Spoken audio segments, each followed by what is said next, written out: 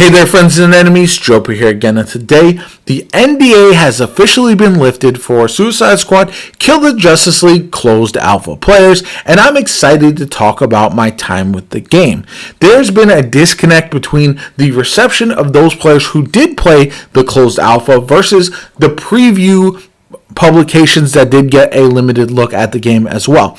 Keep in mind that the IGNs of the world who did take a first glance at this game only got about 3 hours of gameplay, whereas closed alpha players were able to jump in for 3 full days. So that's a massive difference, and really I think is telling on how this game evolves and really becomes a game that you grow to love as you get to know many of its various systems. So what do I mean by that?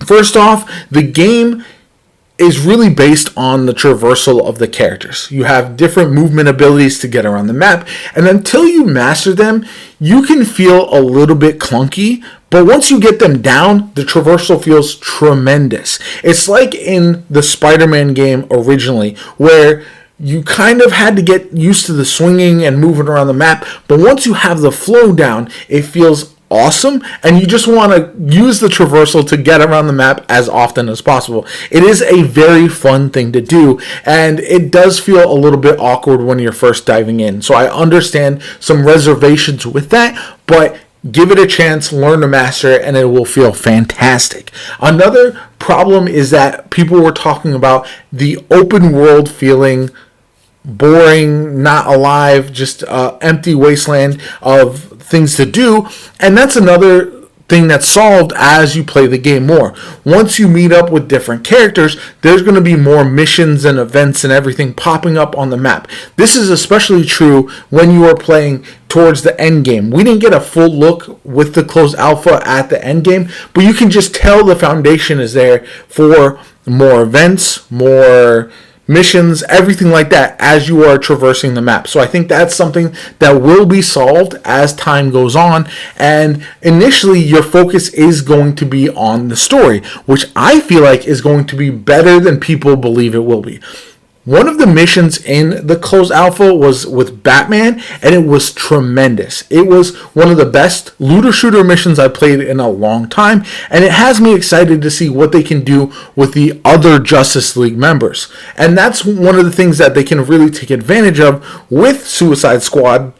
It's kind of a bit of role reversal. Instead of you hunting your enemies in a game, you have these Justice League characters essentially hunting you, and it really puts things on the other foot, and I'm excited to see more of that within the game. And I highly recommend not spoiling anything with that Batman mission, but that is a mission I highly recommend checking out if you get a chance with this game as soon as possible, because it is a lot of fun. And overall, I think the story was going in a direction that makes a lot of sense, and I think will be a ton of fun. So I'm excited to see where it heads after the limited amount that we've gotten with the closed alpha and some of the gameplay trailers and all that kind of good stuff. So I think build crafting is something that I am most excited about in this game. As you were seeing loot drop, it felt like you were well rewarded for your time, which is obviously important for a looter shooter, but the customization is much greater than something like Marvel's Avengers, which was absolutely necessary.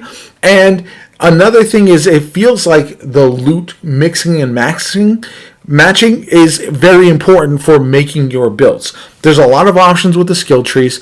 There's weapons you get, there's grenades you get, there's other bonuses like assigning different characters like Mr. Freeze for a weapon type where you can inflict that frozen damage on your enemies.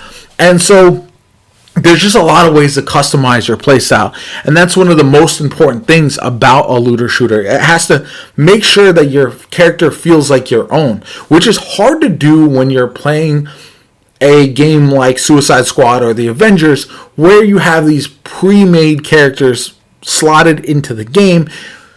And so you have to find unique ways to upgrade them, and I think Suicide Squad does a very good job of that. So that's one of the things that I'm really excited to check out as well. From what we've seen with the notorious weapons and all that, there's going to be a lot of different options for customizing your builds with heavy-hitting weapons, which is really cool.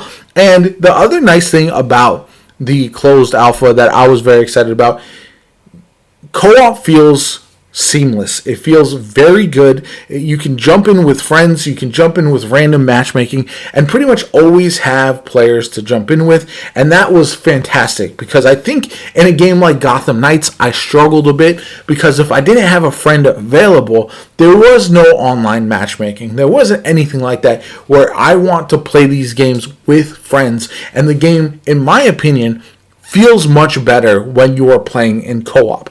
Everyone is kind of adding to your squad, able to adjust on the fly for if you need certain builds. Not only that, but you can customize your builds in a way that synergizes with each other. Whereas with your AI characters, the AI is pretty smart. I would give it credit for being solid AI as your teammates, but it's just never going to replace real life players.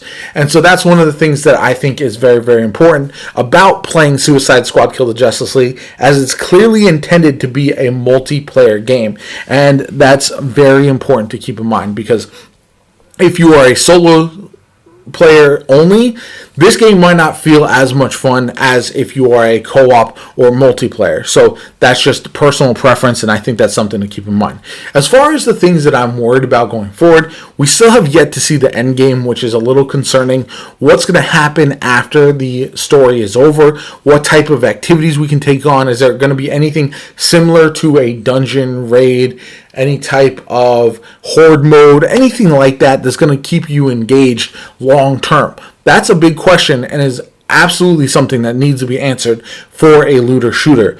And the other thing is, how are seasons going to work? How are the additional content periods that we see from the game going to add to the game and make me want to jump back in every time something new drops? Sure, we already know that there's going to be new characters, but is there going to be new modes? Is there going to be end game activities? Is there going to be I know there's going to be new storyline with the characters, but is that going to be worth the time and energy to jump back in? And can you use the new characters to play some of the older content? Because I don't think you can play through the story with the new characters that do come out after the original 4. So I'm very curious to see how they handle that. I know episode 3 of their Insider is coming before launch, which is very nice to see. I think that's going to add a lot of answers to the questions that we do have so far.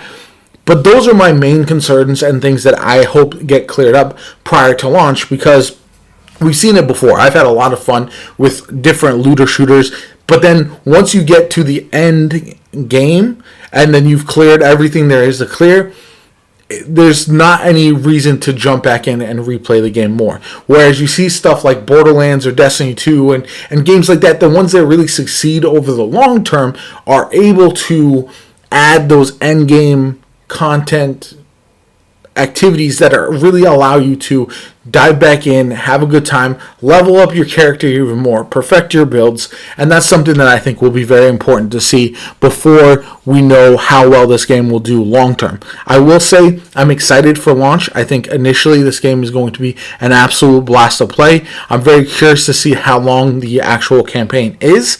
And hopefully, I know there is going to be some fluff in the campaign, because every looter shooter adds some, but I hope it's not over the top. There's not too much busy work in between main missions, because that would be a little disappointing.